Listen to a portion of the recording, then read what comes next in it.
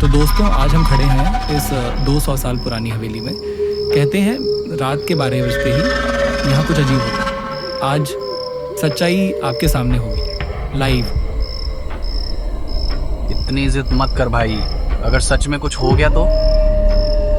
बाबू, मैंने समझाया था ना, अंदर जाओ।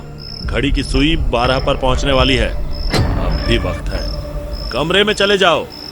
देखो दोस्तों, बूढ़ा अंकल फिर से डरा रहे हैं। कहते हैं 12 बजे खतरा आता है। चलो देखते हैं आज असली में क्या होता है। हवेली की घड़ी में सुइयां 12 पर आकर अटक गई और एक भयानक आवाज पूरे कमरे में गूंज उठी।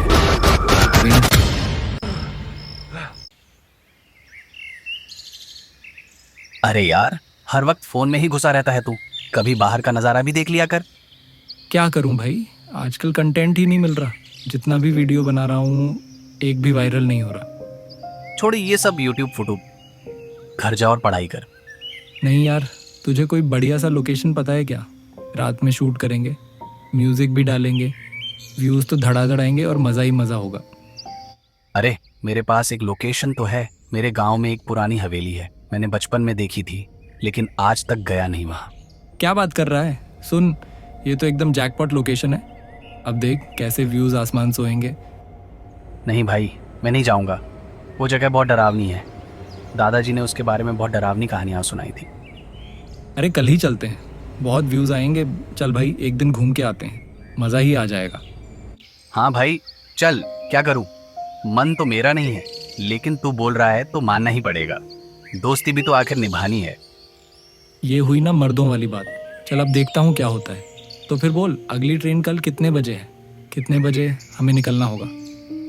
कल दोपहर 3 बजे यहाँ से निकलेंगे। ट्रेन पकड़ेंगे, लगभग 3 घंटे लगेंगे, तो पहुँचते पहुँचते 6 बज जाएगा।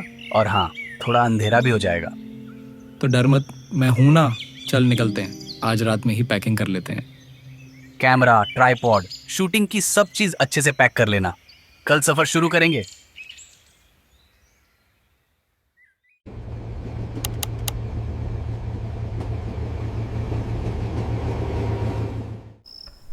आखिरकार 5 साल बाद यहाँ आया हूँ। पहले तो यहाँ सिर्फ एक ही प्लेटफॉर्म था, अब देख 4 प्लेटफॉर्म हो गए हैं।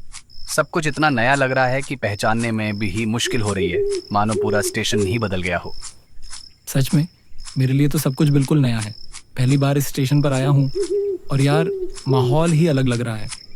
हाँ, बचपन में जब आता था तो ये जगह बहुत छोटी और सीधी सादी लगती थी। अब तो देख कितना चकाचक बना दिया है। तेरे लिए तो पूरा सफ़र ही नया होगा। मैं तो जानता हूँ कि आगे गांव में भी बहुत कुछ बदला होगा। अरे देख, बहुत दूर एक आदमी खड़ा है। चल उसी से पूछ लेते हैं, किधर जाने से हमें ऑटो या रिक्शा मिलेगा गांव पहुंचने के लिए। ठीक कोने में एक आदमी खड़ा था, हाथ में हरी केल, नीला कुर्ता और सफेद धोती। उसकी खामोशी बता रही थी वो यहाँ किसी काम से नहीं, बल्कि किसी के आने और सवाल पूछने का इंतजार कर रहा है। अरे भाई, चमेलीपुर जाने के लिए टोटो या रिक्शा कहाँ से मिलेगा, थोड़ा बता दोगे? कहाँ जाना है? चमेलीपुर? जी भैया, चमेलीपुर जाना है। जल्दी पहुंचने का कौन सा रास्ता है? कोई गाड़ी, रिक्शा या टोटो मिल जाएगा क्या? चमेलीपुर रात में उधर जंगल पड़ता है, अंधेरा घना होता है, रास्ते बदल जाते हैं, लोग गए हैं, लौटकर कभी नहीं आए, जाते जाते 10 बज जाएगा। बेहतर है यहीं रुक जाओ, सुबह की पहली किरण के साथ निकलना। भाई, ये आदमी तो हॉरर फिल्म से सीधा निकल कर आया लगता है। डायलॉग ऐसे मार रहा है जैसे कैमरे पर शूट कर रहा हो। कमाल की एंट्री है। छोड़ यार, डराने की कोशिश कर रहा है। यहाँ तो मच्छर ही मच्छर हैं, अगर रुके तो काट काट कर जान ले लेंगे। गांव पहुंचना ही होगा आज ही। मत बढ़ो आगे, रात का जंगल जिंदा नहीं छोड़ता, जो उसमें गया कभी लौट कर नहीं आया। सुन लो, अंधेरे में कदम रखना मौत को दावत देना है। अंधेरे में मत जाओ, मत जाओ।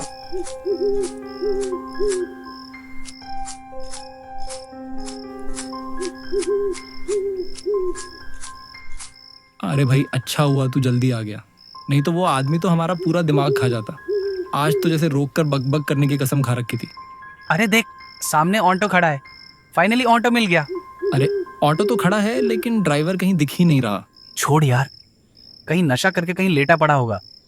अरे बाबू, हमको ढूंढ रहे हो कहाँ? अचानक पीछे से एक गहरी आवाज गूंजी। अरे डरिए मत बाबू, हम ही हैं ऑटो वाला। कहिए कहाँ ले चलल जाए, अभी घुमा फिरा के ठिकाने पहुंचा दे। ओह, तो आप ही हैं ऑटो वाले। हमें चमेलीपुर की हवेली जाना है। रात काफी हो चुकी है, जरा जल्दी पहुंचा दीजिएगा। ठीक बा बाबू, बैठ जाइए। चमेलीपुर ले चलता नहीं, रास्ता जरा टेढ़ा मेढ़ा जरूर है, बाकी पहुंच तो जाओगे।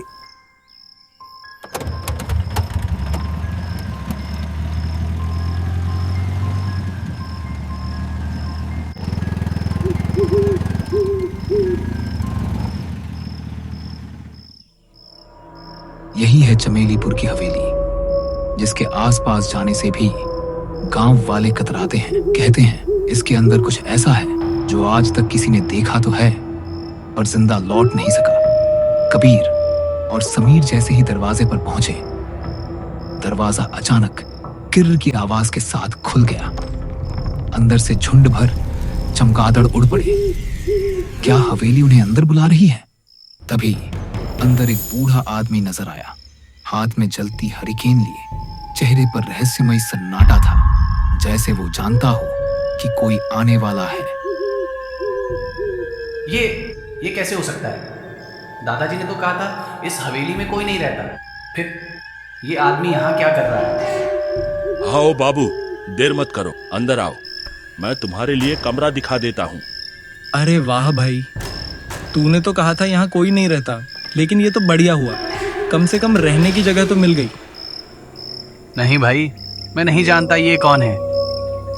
ठीक है, तो चलो अंदर जाकर ही देखते हैं आखिर हमारे साथ क्या होने वाला है।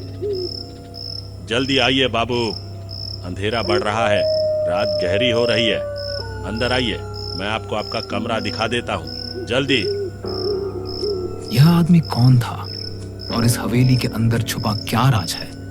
रात बढ़ने के साथ अंधेरा और गहरा होता जाएगा और हवेली अपने अनकहे रहस्यों को धीरे धीरे सामने लाएगी।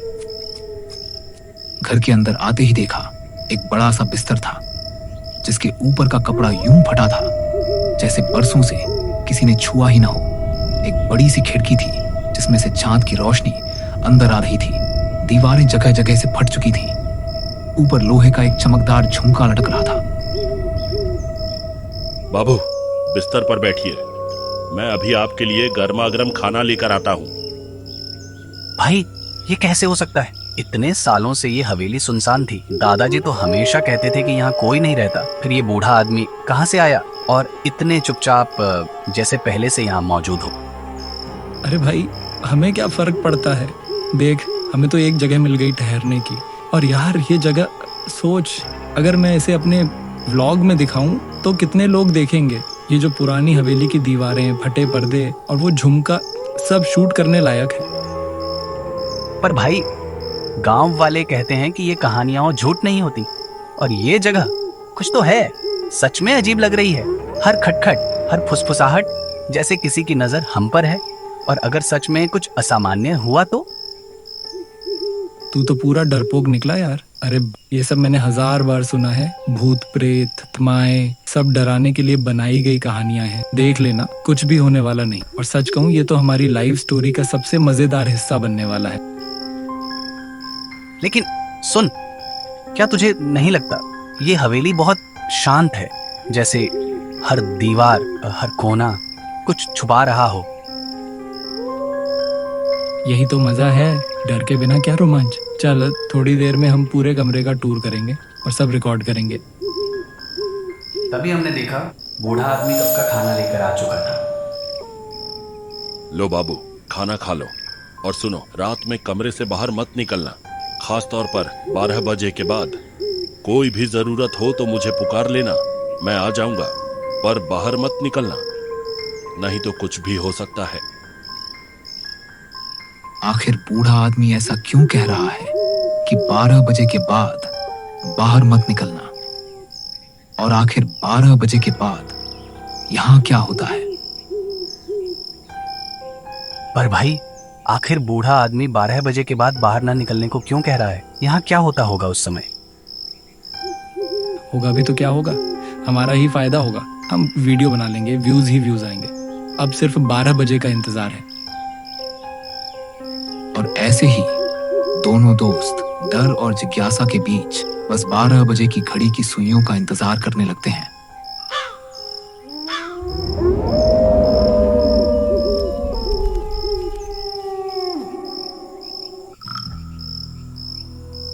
अरे भाई जरा देख तो कितने बजे हैं अभी। हाँ रुक भाई, देखता हूँ। अभी 11:55 है। बस 5 मिनट बाकी है। चल भाई, देखते हैं उस बूढ़े आदमी की बात में कितना सच है और 12 बजे के बाद क्या होता है। इसमें हमारा वीडियो भी बन जाएगा। नहीं भाई, मुझे तो बहुत डर लग रहा है। डर मत, मैं हूं ना। चल नीचे चलते हैं। समीर और कबीर नीचे आते हैं, यह देखने के लिए कि 12 बजे के बाद सच में कुछ होता है या फिर यह सब सिर्फ अफवाह है।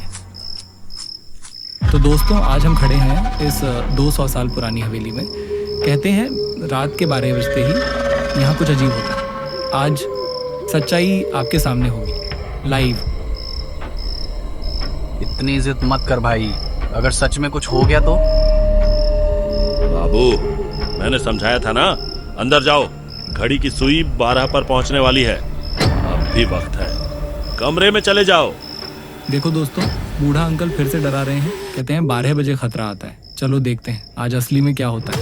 हवेली की घड़ी में सुइयां 12 पर आकर अटक गई और एक भयानक आवाज पूरे कमरे में गूंज उठी। हवेली के बाहर जैसे तूफान मच गया था। चारों ओर हवा जोर से चलने लगी और तभी बाहर से लोगों के चिल्लाने की आवाज आने लगी, जैसे बहुत सारे गांव वाले जंगल के भीतर से मशालें लेकर इस हवेली को जलाने के लिए बढ़े चले आ रहे हो।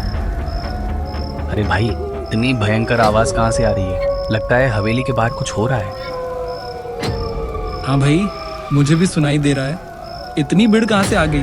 चल देखते हैं हवेली के बाहर क्या हो रहा है। नहीं भाई, कुछ हो गया तो? हमें तो नहीं पता क्या हो सकता है। डर मत, चल बाहर जाकर देख लेते हैं। हमें सच जानना होगा कि ये शोर और भीड़ आखिर कहाँ से आ रही।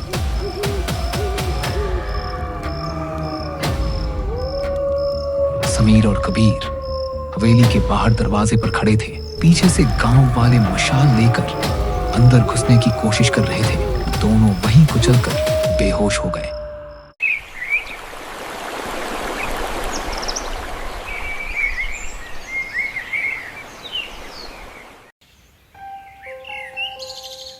हम यहाँ कैसे पहुंचे?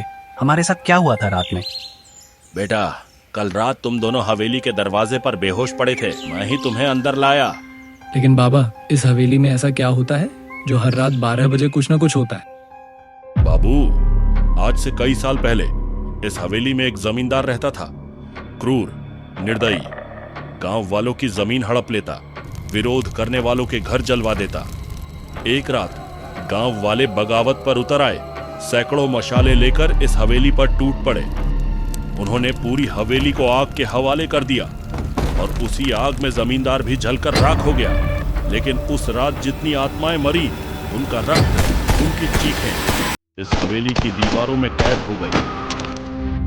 तभी से हर पूर्णिमा की रात ठीक 12 बजे वही मंजर फिर से दोहराया जाता है।